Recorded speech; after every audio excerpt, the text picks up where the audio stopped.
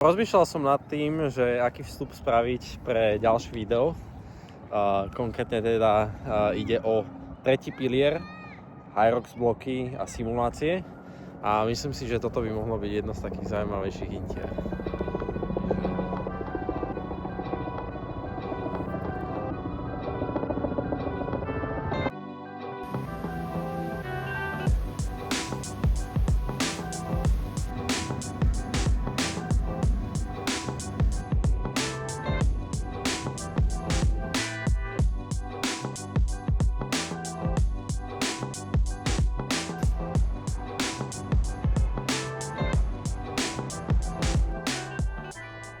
No, čiže po týždni deloadu,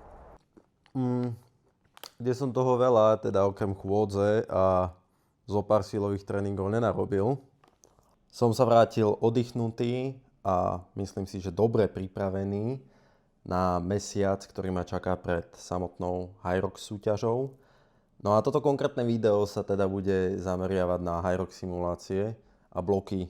Teraz si ukážeme, ako vyzerá taký tréning a následne si potom povieme, že prečo a z akého dôvodu sú simulácie a bloky dôležité v každej príprave, napríklad na takúto Hyrox súťaž.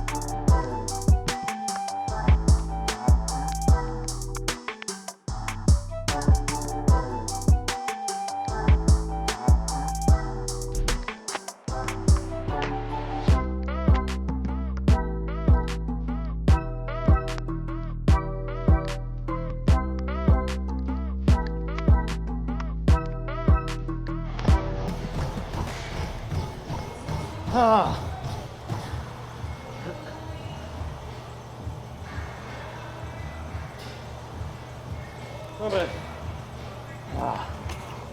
Čiže tréning dokončený. Rýchlo 14,2. Posledný kilometr.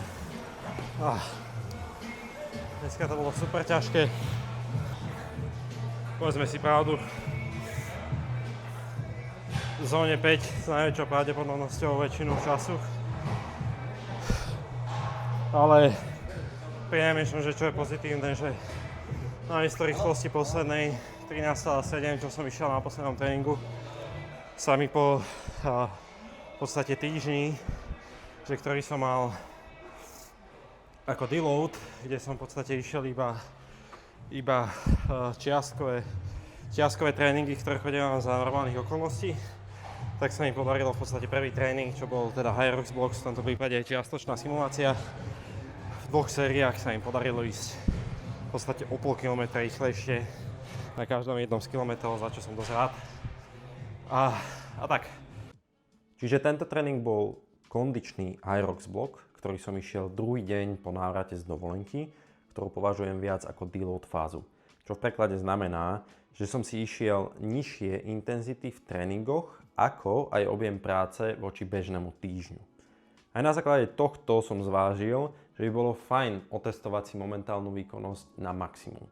Keďže daný tréning bol zhruba 2 mesiace pred súťažou, čiže som mal dostatok času či už na regeneráciu a taktiež ďalší postup vo vyhodnotení výkonnosti a tréningového procesu. Tréning bol tvorený zo základných prvkov, ktoré sú aj v súťaži, a konkrétne išlo o tlačenie 152 kg saní na vzdialenosť 50 metrov, následne 1 km beh na rýchlosti 14,2 km za hodinu, čo je tempo okolo 4,14 na kilometr. Hneď na to ťahanie 110 kg saní a opäť beh na tempe 4,14. Toto celé som šiel v dvoch sériách, kde pauza medzi jednotlivými sériami bola 3 minúty. Ako je možné vidno aj na grafe, Počas 3-minútovej pauzy sa mi podarilo klesnúť až do zóny 1, v mojom prípade 139 úderov za minútu. Celkovo tréning hodnotím pozitívne, avšak išlo o moje maximálne tempo na relatívne krátku vzdialenosť s pauzou medzi sériami, čo v Hyroxe nebude možné. 43% času som sa nachádzal v srdcovej zóne 5, čiže maximálne aerobné zaťaženie. Ako test momentálnej výkonnosti na takto krátku vzdialenosť to bol tréning dobrý, avšak v Hyroxe sa budem musieť hýbať pri behoch na maximálne 180 až 182 úderov za minútu, keďže predpoklad daného preteku je v rozmedzi 70 až 80 minút pri mojej výkonnosti a na vyšších tepových frekvenciách by bol pretek nezvládnutelný. Takéto Hyrox bloky sú nielen vynikajúcou príležitosťou na zistenie svojej aktuálnej výkonnosti, špecificky pre samotný Hyrox, ale taktiež na prácu s tempom, spoznávanie vlastného tela a jeho limitov a v neposlednom rade prácu aj s vlastným egom. Keďže Hyrox sa nevyhráva v prvých 30 minútach, ale ide skôr o správne rozloženie si síl. A tu sa plynule dostávame aj ku Hyrox simuláciám.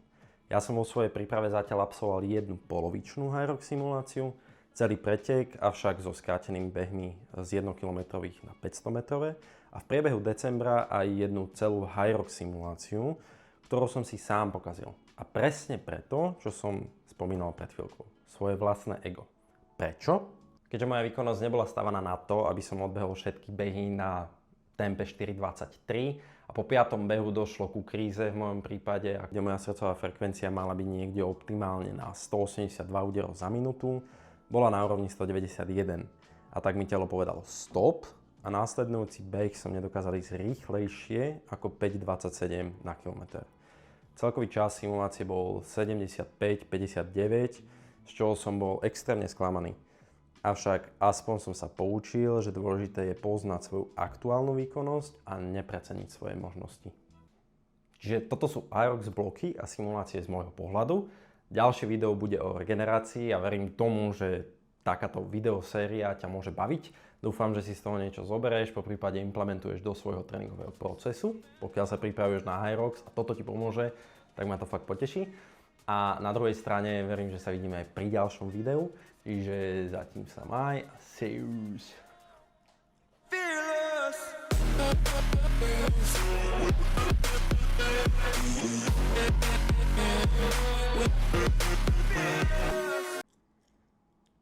No, akože myslím si, že YouTubeový setup zatiaľ 10/10. A myslím si, že už to asi ani lepšie nemôže byť.